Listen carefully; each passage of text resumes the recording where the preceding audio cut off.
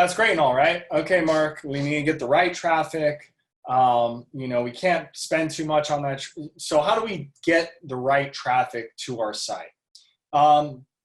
So really, Google Ads has changed a ton since I started doing it back in 2006, and even a lot in the past few years.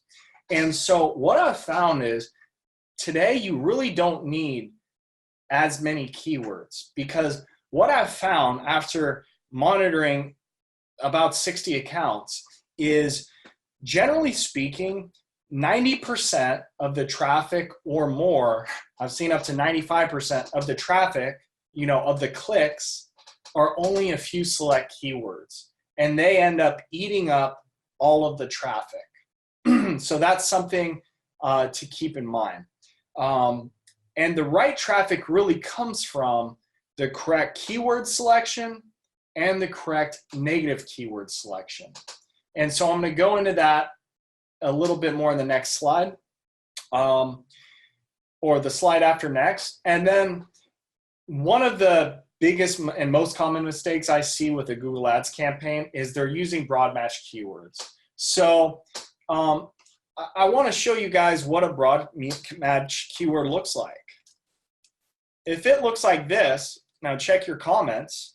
If it looks like that, that's a broad match keyword. So your keywords should be looking like this, or like this, or with brackets around them. So you do not want to have a keyword that doesn't have any pluses in front of the words, any brackets, or any quotes around them. Because if you do, then you will get a lot of irrelevant traffic. So the gentleman you see on the screen is Derek Stafford. He works with Elegant Image Limousine. He's out of Morro Bay, San Luis Obispo, California. And when Derek first came to me, he had me look over his campaign, and he wanted, kind of my feedback. And I let him know, hey, Derek, so there's a spot in your campaign where you can actually see the different search queries people are making. And after checking out those search queries of what people were actually typing before they clicked on his ad, I said, look, Derek, this, oops, you guys aren't looking at the right slide. That's the right slide. Sorry about that. I said, look, Derek, about 70% of your budget is being eaten up by irrelevant clicks. So he wasn't spending too much per click. His cost per click was okay, but he was getting a ton of junk traffic.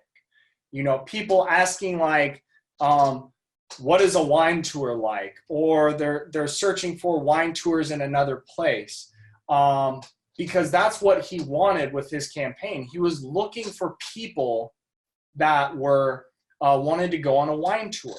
A lot of the queries that were coming in were just junk.